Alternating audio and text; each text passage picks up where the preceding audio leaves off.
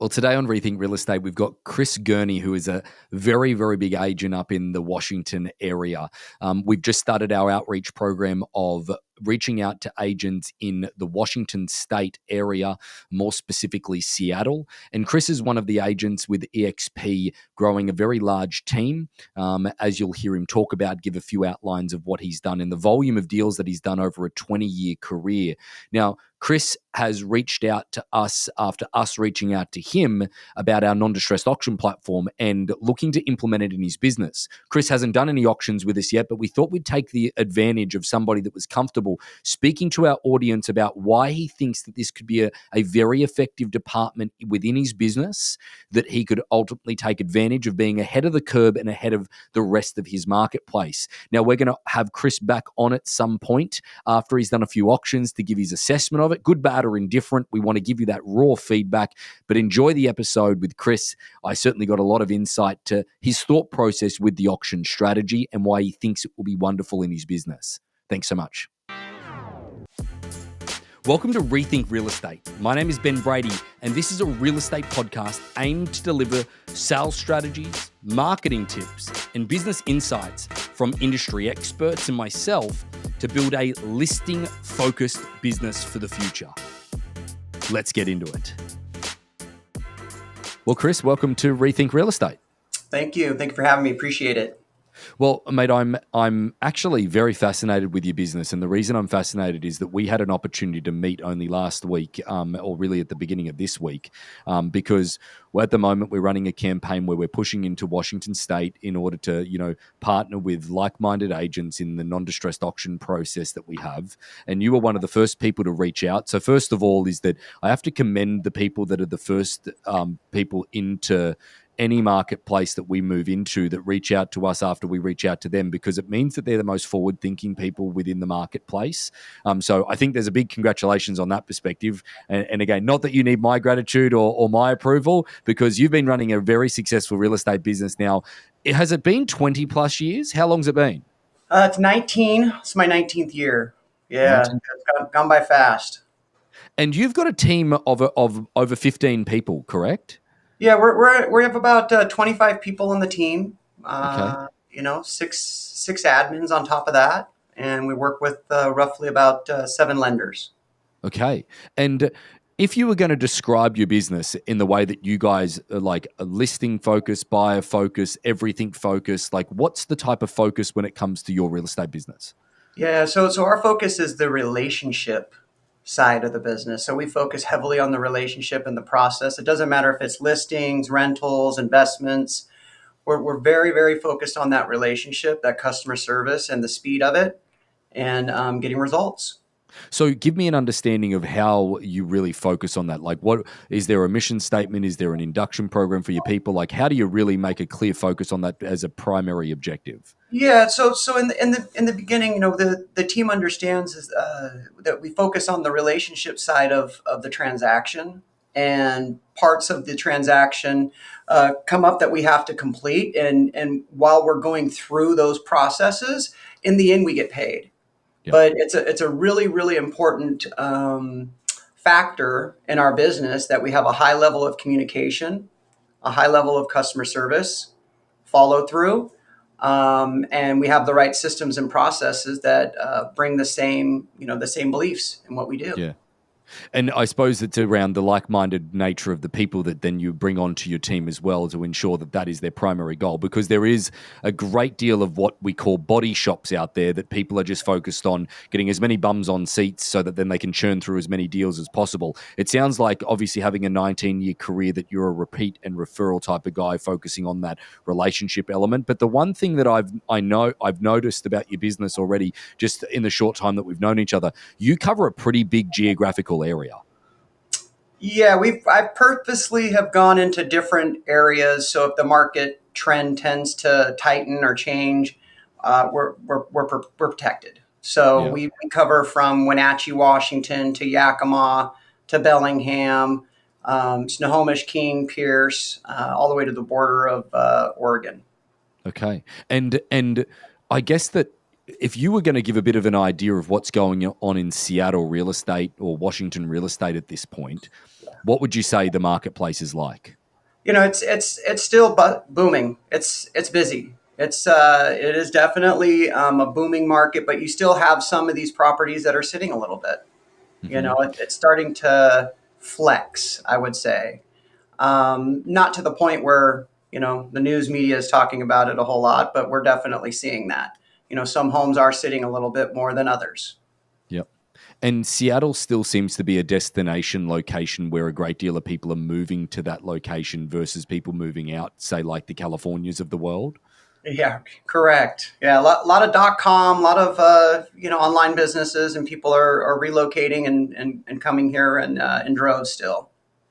If you were going to give the audience a bit of an understanding of some of the marketplaces that you think are the best marketplaces in Seattle, say, if you were going to be investing your money today, where would you be investing from an infrastructure perspective?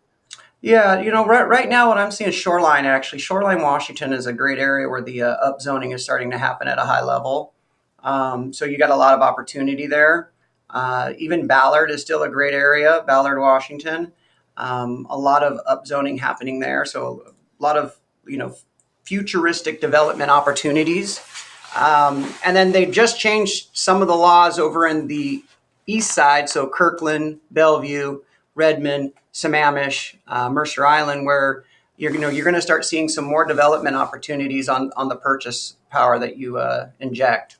Yeah. The thing that I was so surprised at looking into the Seattle market, because obviously our journey within Harcourts auctions has been, we've been doing auctions in California, Nevada, Oregon, out to Hawaii, up into British Columbia and Vancouver. We really haven't done a great deal within Washington itself, hence the reason we've moved in, trying to target that area over the last 2 weeks. You're literally the first person that reached out to us and we engaged with, and obviously a very accomplished agent doing over $900 million worth of real estate transactions. At the end of the day, the thing that I'm so surprised is how vast that market is, and the difference in, you guys have all price points. Like, you don't see it very often where you've got 10, 15, $20 million properties all the way down to $300,000 condos, all Yeah, within the same geographical locations. yeah, it's pretty interesting. It's well versed for sure. I mean, I remember when I first started, the first deal I ended up doing was an $80,000 manufactured home. And then it went all the way up to a $6 million purchase. So it's definitely it's never boring. I think that's why I love it so much. Is there's always something new and different that we're able to work on and get our hands on. It's great. I love it.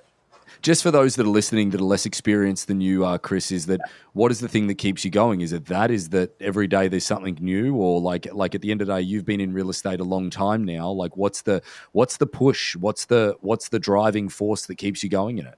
I think being able to help people. I think my focus now in my business, in the beginning, it was like, oh, sell houses, get as many transactions closed as possible. And now the driving force is the relationship within that person that you're working with, and how do you help them, get to that next stage in their life. Either they're selling and they're downsizing because they're at a certain age, they're 60, 70, 80 years old, or they're the first time home buyer at 20, I don't know, I think a 21-year-old was our last closing, a young first time home buyer that has no idea what they're getting into, and I relish that moment to be able to be a part of that Yeah, and work yeah, through my team to do that too. It's a yeah. big deal for me now. Where does a lot of your business come from primarily? Like, again, obviously repeat and referrals a big part of it because you've been there so long. But if you, like, let's say that you've got to crank the business up, what do you do? I do a lot of lead gen, so Uh-huh. PPC ads, so pay per click ads for Google, Facebook, TikTok, Instagram, all the way to probably have about between 25 and 30 referral companies that I've worked with for 15 years that'll send me the referrals. But it's a big, big push of online lead generation. We probably, I would say 65% of the closings that we do are total strangers that don't know who we are. And we have high level conversations that turn into transactions. Can you walk the audience through, like, where exactly you're advertising? Like you said, TikTok, Facebook, and everything like that. And what exactly are you advertising? So we run ads they're served to a certain consumer that we're looking for. So we'll do the data analytics and find out who's relocating from other states and what areas they're looking in for Washington, and then we'll run ads to serve an ad in front of them. So they click on, literally they click on it and they fill out information, and then our phone rings. Okay. Well, that's that's the ideal business from a perspective Yeah. of inbound. Yeah. It's No, funny. it's great. It's funny, like where Chris and I, Chris is our marketing manager. He lives in Washington. He's in Tacoma, where he lives, and he's our director of marketing and does all of our online stuff. So technically the person that sent the emails from me, he's that guy, doing all the online stuff as well. And we just did a training session, recently on our podcast around that, and agents having a focus on it, because if you're not doing it, it's like literally missing a department of your business now, because it's just such a large portion of the marketplace now.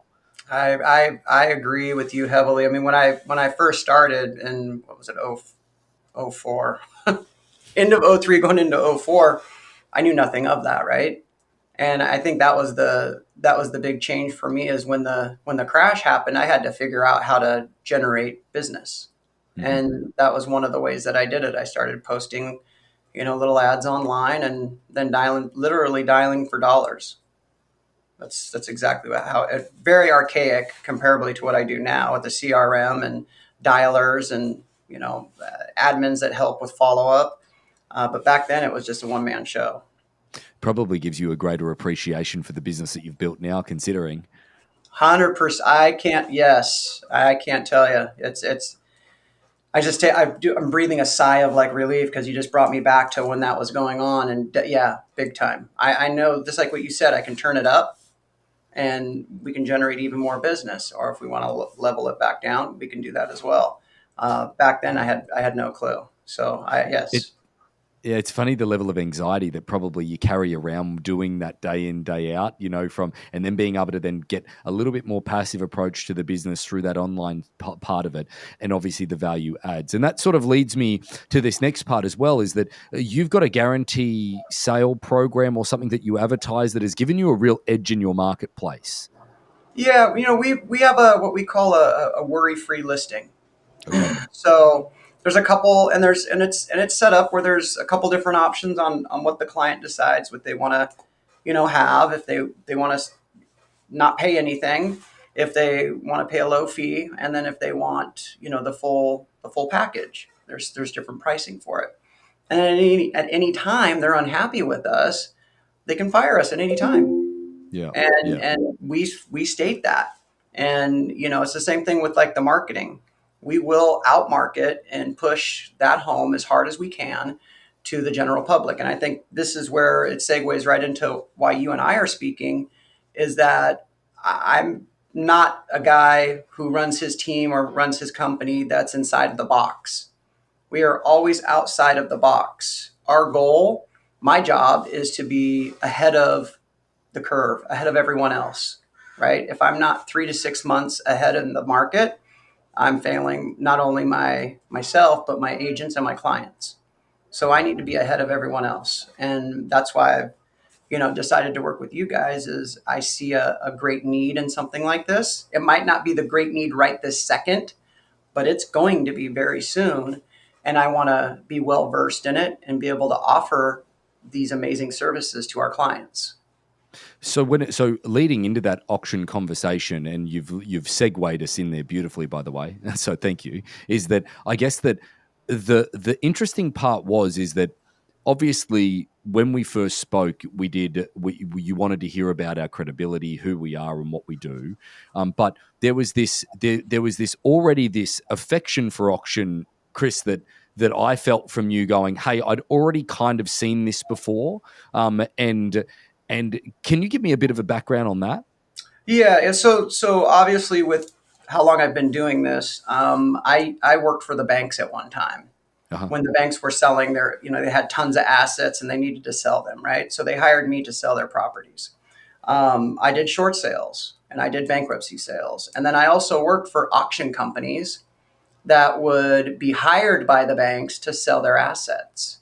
And they were mad frenzies when these properties were getting on these auction sites. And because organically that's going to happen, people don't want to lose, and if they can see things happening in real time, people are going to lose their minds. And I love that. I want it. I call it controlled chaos. Yep. When we list Yep. a house, that's what we do. We do controlled chaos. We'll put 150 open house signs up, gigantic flags, and all the fanfare when we do our open houses.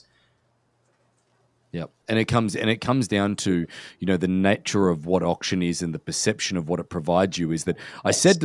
it was funny. I was speaking to somebody today and I said that our job is to manage greed on a buyer's perspective and manage fear on a seller's perspective but Yes. real estate is this contradicting animal where ultimately is that when I say contradicting, you have to feed the greed to get more people through the front door, but then you have to manage the greed that then you've created in making sure you maximize the amount. And auction is the perfect contradiction in order for a really contradicting industry. It feeds the greed by the word auction and the opportunity, and then obviously the price of which we market the property at, and then it manages the greed by the level of competition or the perception of that competition leading into a set date. So it's a really clear mix when it comes to that frenzy side of it. But I guess that when you're looking at making sure you're 3 to 6 months ahead of people, how do you think auction will give you that edge, Chris?